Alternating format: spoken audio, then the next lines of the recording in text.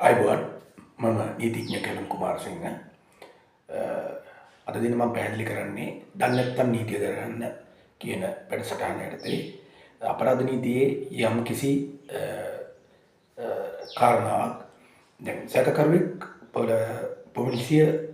පොලිසිය විසින් අත්අඩංගුවටගෙන අධිකරණයට ඉදිරිපත් කරාම එහි ක්‍රියාදාමය කෙටියේ එනම් සැකකරුවෙක් පොලිසිය විසින් අත්අඩංගුවටගෙන අධිකරණයට ඉදිරිපත් කරාට පසු ඒ පුද්ගලයා රිමාන්ඩ් භාරයට ගත කරන්න පුළුවන් අපරාධ නීතිය යටතේ රිමාන්ඩ් භාරයට පත් කරන්න පුළුවන් ඊට පස්සේ ਉਹ අප ලබාගෙන නැවත සමාජගත වෙන්න පුළුවන් ඒ ඉන්න අනතුරුව පොලිසිය විසින් මේ සැකකාරයාට විරුද්ධව චෝදනා පත්‍රයක් පැමිණිල්ලක් ඉදිරිපත් කරන්න ඕනේ.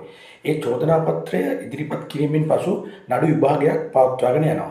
ඒ නඩු විභාග පවත්වාගෙන යන්නේ චෝදනාව ඉදිරිපත් කරන පොලිසිය විසින්. පොලිසිය විසින් පැමිණිල්ලට අදාළ සාක්ෂිකරුවන් මෙහෙवला නඩු විභාගයක් පවත්වාගෙන යනවා. ඒ නඩු විභාගයේ පොලිසිය පැමිණිල්ල අවසන් කිරීමෙන් පස්සේ ඒ සැකකරු මේ පැමිණිල්ල ගොනු කරාට පස්සේ ਉਹ විත්තිකරු වෙනවා.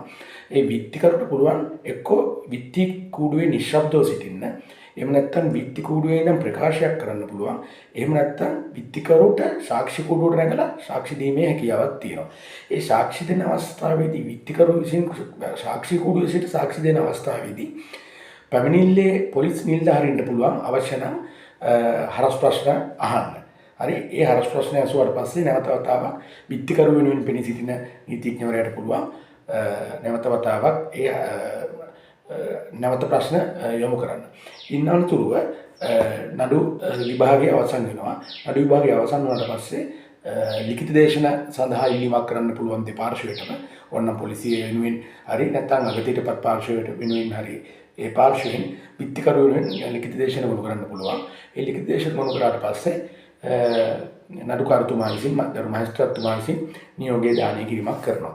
ඒ සරලවම සැකකාරයෙක් අත්අඩංගුවටගෙන අධිකරණය ඉදිරිපත් කරාට පස්සේ ක්‍රියාදාමය තමයි මම මේ පැහැදිලි කිරීම කරේ.